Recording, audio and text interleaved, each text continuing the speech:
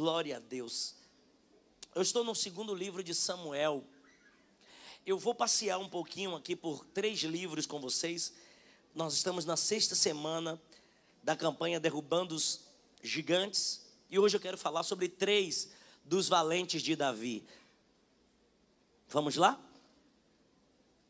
Nós lemos essa passagem na semana passada, mas eu quero repetir a leitura e ministrar algo novo ao seu coração. Glória a Deus. Em uma outra dimensão, tem algo para você aprender comigo e com o Espírito Santo que ministrou ao meu coração essa palavra. Capítulo 21, versículo 15 do segundo livro de Samuel. Como eu quero viver o que Deus tem para a minha vida. Alguém mais quer? Oh, glória a Deus. Como eu quero mais e mais do que Deus tem para a minha vida. Que Deus me dê graça para viver todo o propósito dele para a minha vida. Eu quero muito. Glória a Deus. Capítulo 21, versículo 15. Os que acharam, digam amém. Vamos ler juntos. Tiveram mais os filisteus uma peleja contra Israel. E desceu Davi e com ele os seus servos, e tanto pelejaram contra os filisteus que Davi cansou. E Isbi-Benob, que era dos filhos dos gigantes, e o peso de cuja lança tinha 300 ciclos de cobre, e que cingia uma espada nova, este intentou ferir Davi. Porém Abisai, filho de Zeruia, repete comigo, filho de Zeruia. Quem é Zeruia? Vamos conhecê-la já e os seus 3 filhos. Porém Abisai, filho de Zeruia, o socorreu e feriu o filisteu e o matou. Então os homens de Davi lhe juraram, dizendo: nunca mais sairás conosco a peleja, para que não apagues a lâmpada de Israel. E aconteceu depois disso que houve em Gobe ainda outra peleja contra os filisteus. Então Sibecai, o Satita, feriu Asaf, que era dos filhos do gigante. Primeiro o gigante Isbi-Benob, segundo o gigante Zaf. Houve mais outra peleja contra os filisteus em Gobe, e Elam, filho de Jaare-Oregim, o belemita, feriu Golias, o geteu, de cuja lança era a haste como um eixo de tecelão. Temos aqui o terceiro gigante com o nome de Golias, parecido com o primeiro, ou igual o nome do primeiro que Davi matou. 20. Houve ainda outra peleja em Gate, onde estava um homem de alta estatura, que tinha em cada mão 6 dedos e em cada pé outros 6, 24 por todos, e também este nascera dos gigantes. Injuriavam a Israel, porém Jonatã, filho de Simeia, irmão de Davi, o feriu. Estes 4 nasceram dos gigantes em Gate, e caíram pela mão de Davi e pela mão dos seus servos. Pai, essa é a tua palavra, e te pedimos que gigantes caiam também pelas nossas mãos, porque queremos cantar vitória e ver a mão do Senhor. Ainda que dentro das nossas impossibilidades, que o impossível se torne possível, porque o Senhor é conosco, o Senhor é a nossa bandeira. E a igreja viva diz amém. Quem é Zeruia? Para nós corrermos, eu vou pedir, Christian, que você me ajude na leitura, aí mesmo no segundo livro de Samuel, capítulo 2. Quem é rápido de Bíblia, vai rapidão, capítulo 2, versículo de número 18. Olha o que é que diz. Estava ali os 3 filhos de Zeruia, Joabe, Abisai e Azael. Vamos lá agora para primeiro livro de Crônicas, capítulo de número 2, versículo de número 13. Primeiro livro de Crônicas, capítulo de número 2, versículo de número 13.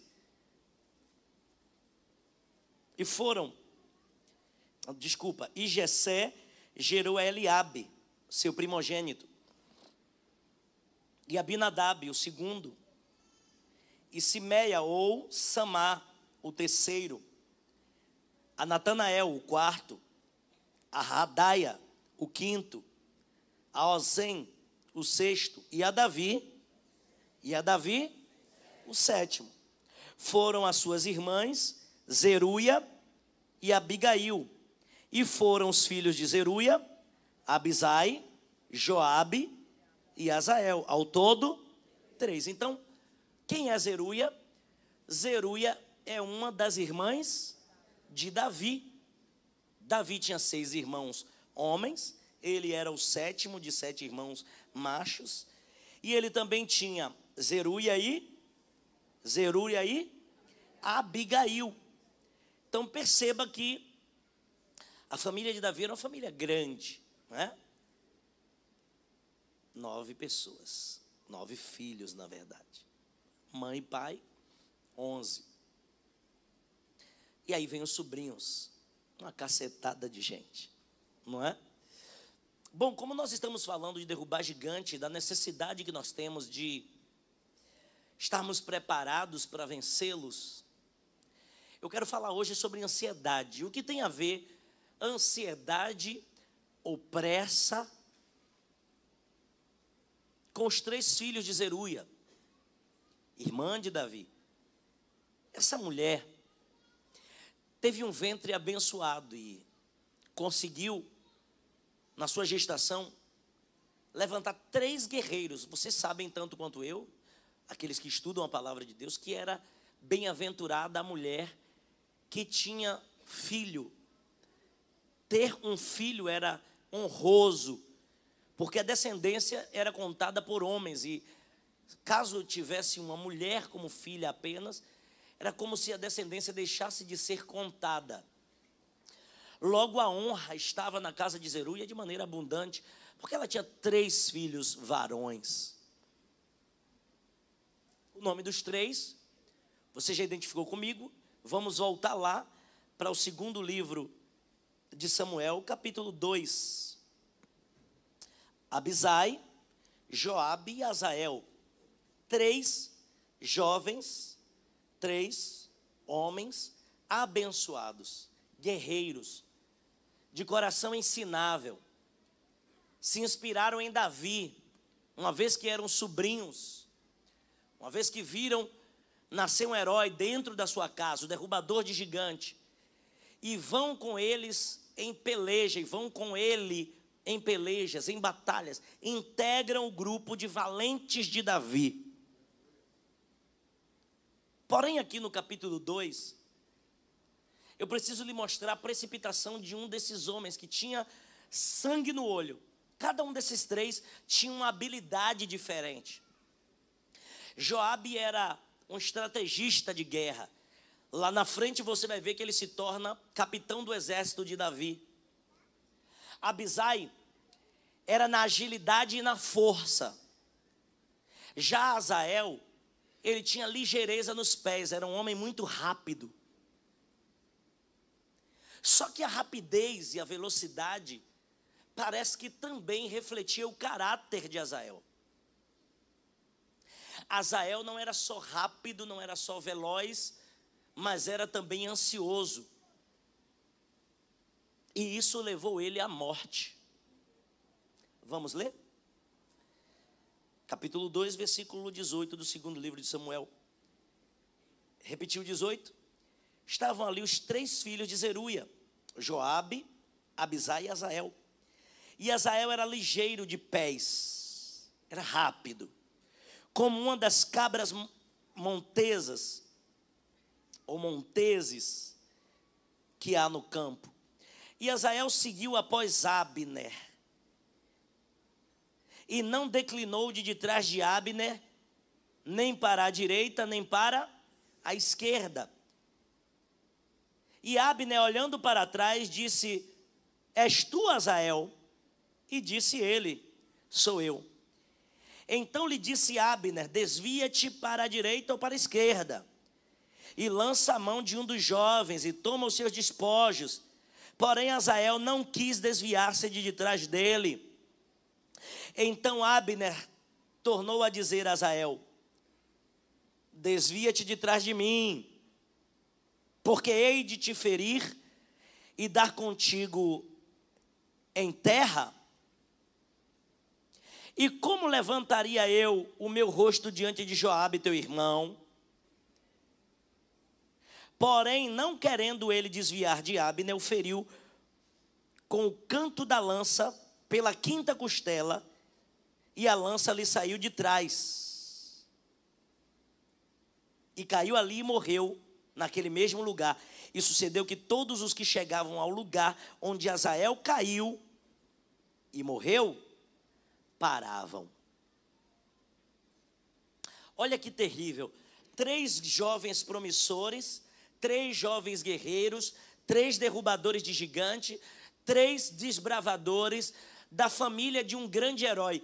Imagina que você é famoso, e aí você tem uma irmã que tem 3 filhos que seguem a mesma carreira que você, e os 3 estão crescendo, e todas as vezes que fala do nome de um, lembra do nome dos 3, os 3 sobrinhos de Davi. Só que, como eu disse, Joabe se torna capitão. Por que Joabe se torna capitão do exército de Davi?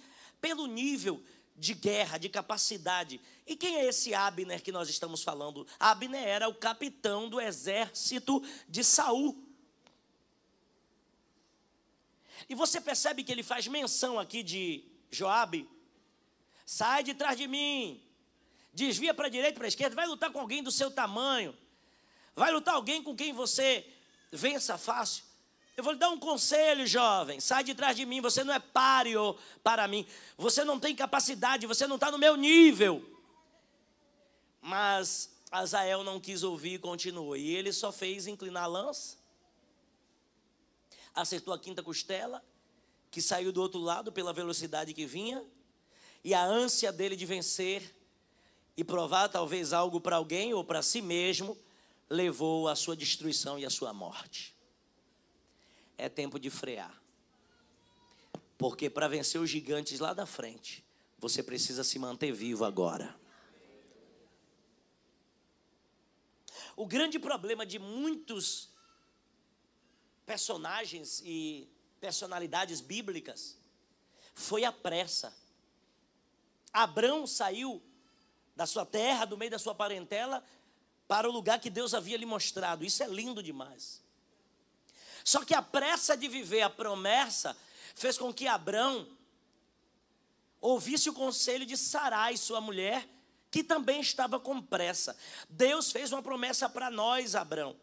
É melhor você tomar minha serva H, aquela que nós trouxemos do Egito, e façamos com que ela gere um filho. E tudo que você faz com pressa, uma hora vai te dar dor de cabeça, vai lhe dar problema.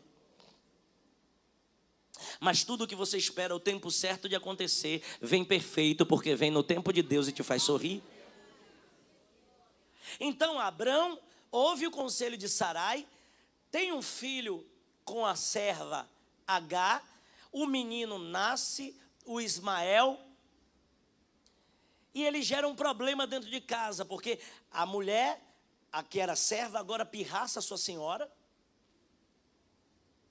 O menino cresce, faz zombaria de Isaac quando nasce. Então Deus só deu Isaac para Abraão quando ele mudou de mentalidade e não quis mais apressar as coisas. Perceba que Sarai, mulher de Abrão, também foi transformada, e o nome dela já não era mais Sarai, agora era Sara. Por que Deus às vezes precisa mudar o nosso nome em algumas situações? Porque Abraão era apressado, mentiroso. Sara era doente, de ventre estéril. E Deus não pode dar vitória para quem está na mentira. Deus não pode honrar quem está na doença. Primeiro Deus precisou frear Abrão, transformá-lo em Abraão.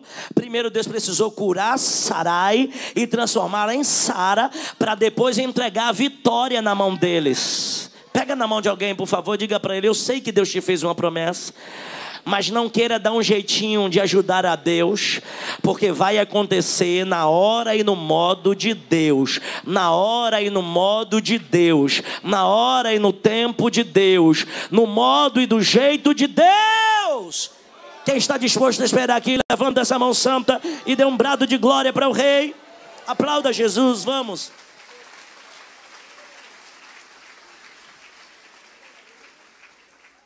Na pressa, Esaú vai vender sua primogenitura. Desculpa, gente. Mas a vontade de espirrar está grande aqui. Alguém me passou gripe. Foi você? Foi não? Então, Jacó foi para a casa de Labão e entendeu que tudo que é feito com pressa termina por estragar a promessa. Ele espera a hora certa de sair e só sai debaixo de oração e de propósito. Eu preciso lhe falar sobre ansiedade no nível espiritual, porque eu comecei o culto falando, lançando sobre ele toda a vossa ansiedade, porque ele tem cuidado de vós. Se você viveu um evangelho no nível de mediocridade, de mentira, você está crendo enquanto o culto está rolando. Depois do culto, meu Deus, eu estou aqui ansioso, não sei quando é que vai acontecer, como vai acontecer. A gente começa a mentir na nossa maneira de viver. Quando a gente crê que vai dar certo em Deus, se não for agora, você só descansa. Diz, Senhor, se der certo agora, amém. Se não der, na hora certa o Senhor sabe. E descansa o coração. Mas o excesso de futuro te deixa tão ansioso, te deixa tão preocupado, tão atônito, que quando as coisas não acontecem do seu modo, você murmura. E como é o nome de murmuração no reino espiritual? Desconfiança. Quando você murmura, você está dizendo, Deus, eu não acredito na sua capacidade de gerir essa situação. Para mim já saiu até do seu controle. A murmuração fala isso no reino espiritual. É por isso que Deus fez um povo atravessar 40 anos no deserto, por causa da murmuração.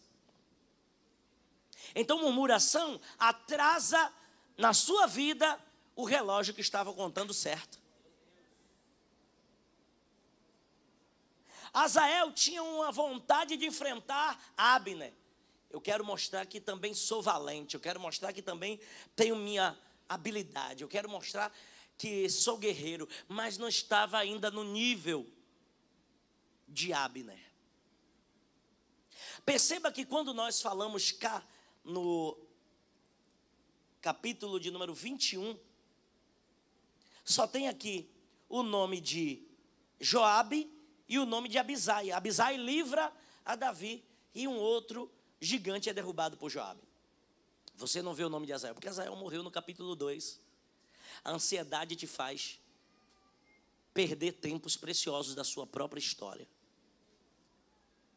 E deixa eu lhe dizer, sem você a história continua sendo contada. Só quem perde na ansiedade, bata no peito e diga, sou eu.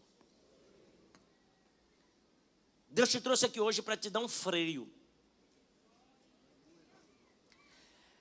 Se eu dissesse, Deus te trouxe aqui hoje para te dar uma vitória, isso aqui ia virar um estádio de futebol.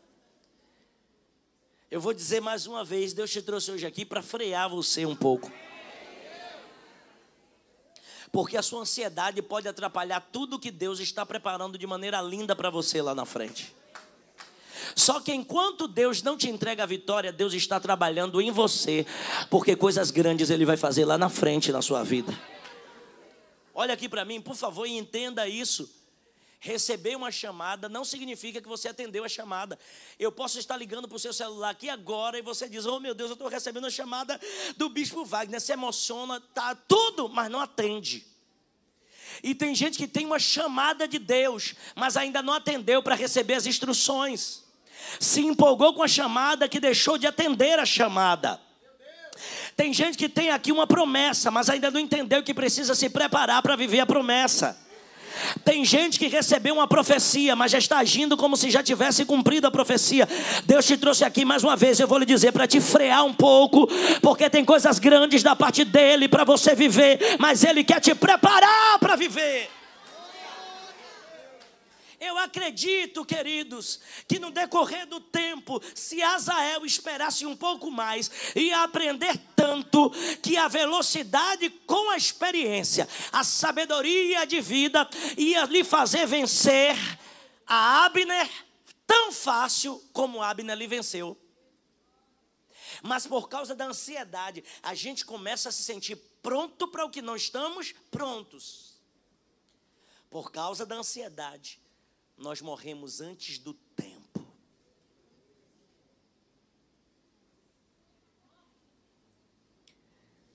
Não é porque você já tem capacidade de abrir uma empresa que você tem qualificação para se manter nela. Deus não vai te dar nada para te matar. Deus não vai te fazer correr para você morrer ali na frente com algo que você tinha visão de vencer. Uma lança na quinta costela e o menino morreu. Um herói em ascensão. Todo mundo que passava, parava e teve que virar uma lição. Correu tanto e não chegou em lugar nenhum. Quanta gente ansiosa aqui, que quer vencer gigante, mas não tem preparo. Quer vir para a campanha para receber palavras de empolgação emocional. Deus vai te dar vitória essa semana. Ai, aleluia. Sai do culto empolgado, mas quando lida com a realidade, amanhã está desanimado. Mas, meu Deus, eu fui para o culto. Oh, meu Deus. Tem gente na internet se sentindo enganada, dizendo, esses caras profetiza, eu não vejo nada. E é hoje, e é amanhã, e é semana que vem. Porque Deus não vai trabalhar, porque o pregador apontou e disse que amanhã vai ter vitória para você, não. Deus não vai fazer um reboliço, porque alguém disse que Deus vai fazer um reboliço. Primeiro Deus vai te tratar, vai te procurar nas madrugadas da oração. Primeiro Deus vai te tratar buscando você na leitura da palavra, porque quem busca acha. Oh, glória a Deus. Primeiro Deus vai querer você queimando a carne no jejum, para saber se você é crente de verdade. Depois de você passar pela prova, que é ser testado por Ele, aí você vai para o campo de peleja e Ele vai na frente para te dar vitória. Mas tem um processo. Tem um processo.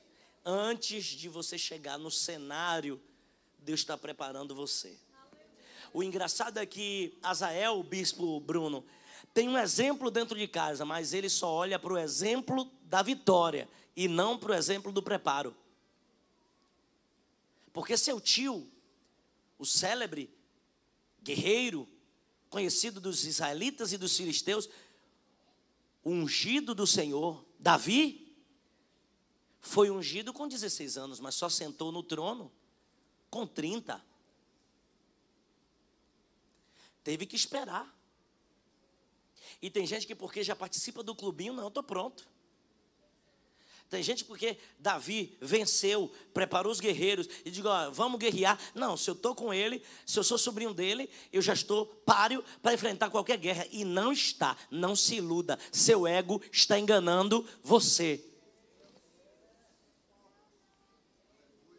Título não te garante nada. Pode garantir diante dos homens socialmente posição. Mas no reino espiritual, o diabo entende posicionamento e vida com Deus. Para vencer alguns capitães do inferno, hierarquicamente, você precisa estar pronto espiritualmente. Para que você vença principados, potestades, governos, hortes espirituais da maldade. Para vencer guerras em certos níveis, você precisa ter hora de curso. Você precisa ter momentos de palestra, onde Deus desce para te palestrar.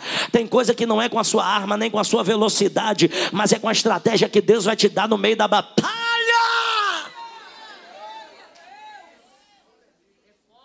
Você quer que eu lhe dê uma lição aqui? Dentro daquilo que nós lemos? E Davi cansou. O gigante então, Isbi-Benob, foi em direção a ele. O gigante preparado, alto, forte, está esperando a hora certa de atacar. Azael, jovem, rápido, não quer esperar a hora de fazer a coisa certa. É engraçado como a Bíblia diz, os filhos das trevas são mais prudentes do que os filhos da luz na sua geração. Porque enquanto o diabo está esperando pacientemente, tem crente afoito desesperadamente. Era para ser o contrário. Em você tem a excelência do Deus vivo. De um Deus que trabalha por aqueles que nele espera. Todas as vezes que Deus vai em momentos decisivos de batalha de Israel, o Senhor disse, parai e vede o grande livramento que o Senhor, seu Deus, te dá. Em outro momento ele diz: aquietai-vos, sabei que eu sou Deus. Por que Deus está sempre freando? Quieta, parai, aquietai-vos, espere, descanse, cante. E você está querendo insistir em fazer as coisas do seu jeito?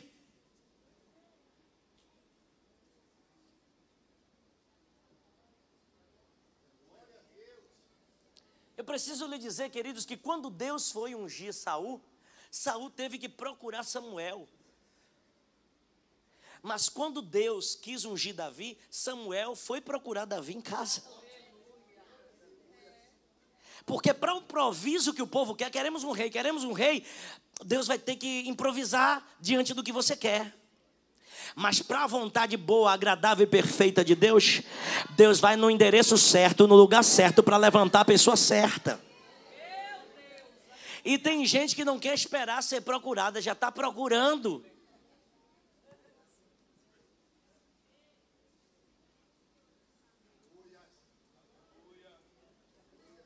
Deus está no controle, calma.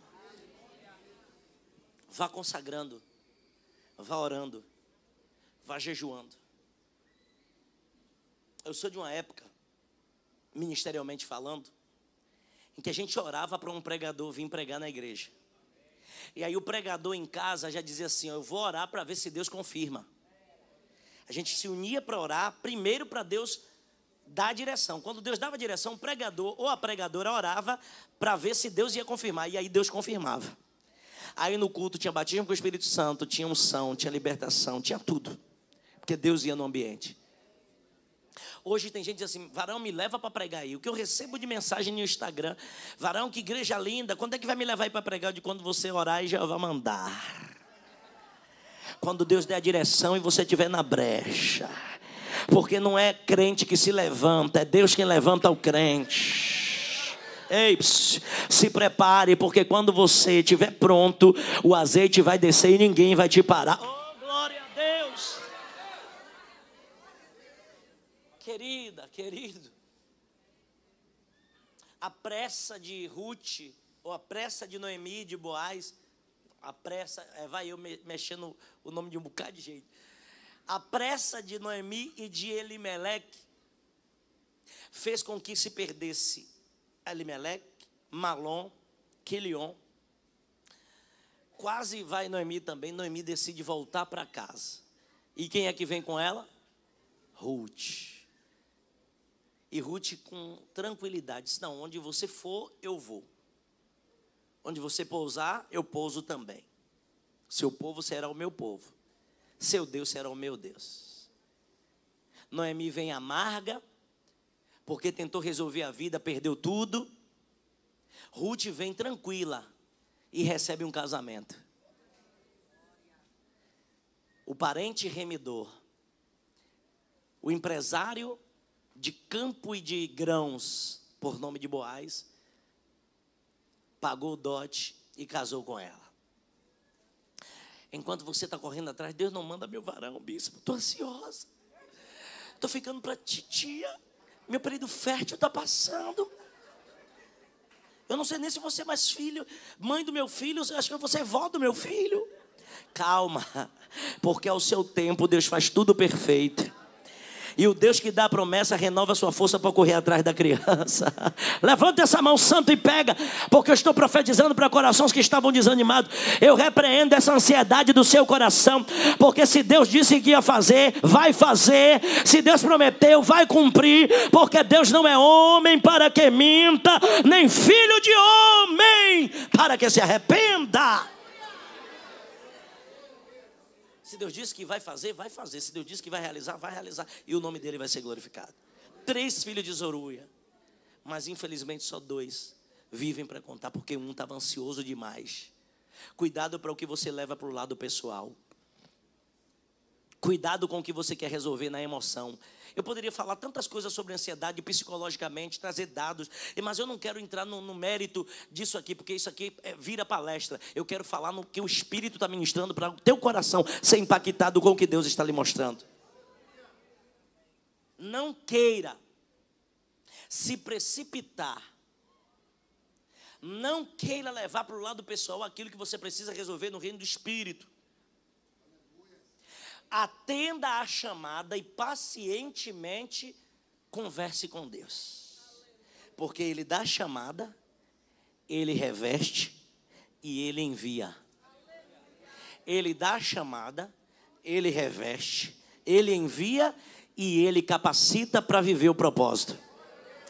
Romanos capítulo 8, e eu termino agora a minha mensagem. Romanos capítulo 8.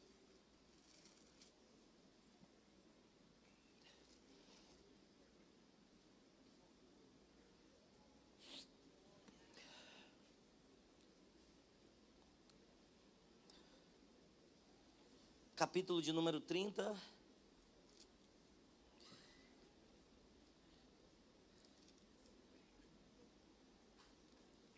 Diz assim: e aos que predestinou, a esses também chamou. E aos que chamou, a estes também justificou. E aos que justificou, a estes também glorificou. Deus predestinou, Deus chamou, Deus justificou e Deus glorificou. A quem Deus chama, porque se colocou na brecha. E predestinação aqui não está relacionado a foi predestinado para vencer, não. Você se colocou na posição para entender qual é o seu propósito. Deus deu uma senha para cada um aqui. Mas se você decidir sair do caminho, é uma escolha que Deus respeita. Mas se você decidir seguir o caminho, então Deus vai cumprir aquilo que Ele tem como propósito na sua vida. Deus te predestinou. Mas o Deus que te predestinou também te chamou. Deus não só diz assim, vai acontecer, não. Ele precisa te chamar, porque Ele vai te mostrar, te revelar coisas grandes e firmes que tu não sabes. E depois que Ele te chama, Ele te justifica. Ele te prepara diante daqueles que não acreditam no chamado. Ele te reveste para que todos saibam que Ele te deu a patente de autoridade. E depois, quando Ele começa a cumprir, Ele glorifica o nome dEle na tua vida e faz com que eles vejam que o Senhor é Deus na sua história. E olha aqui para mim, a tartaruga é devagarzinho. Eu tenho 2 lá em casa. Elas rodam um quintal inteiro, a tarde inteira. Na paciência, come, depois se intoca no lugarzinho delas. Cada uma em um canto. Todo dia o mesmo ritual.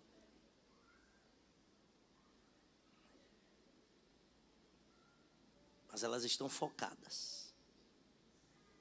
E vivem ao seu tempo aquilo que é necessário viver. Você já viu como é gato? Vai para o quintal dos outros. Dorme na casa da vizinha. Some, depois de dias aparece. Miau. Como se nada tivesse acontecido.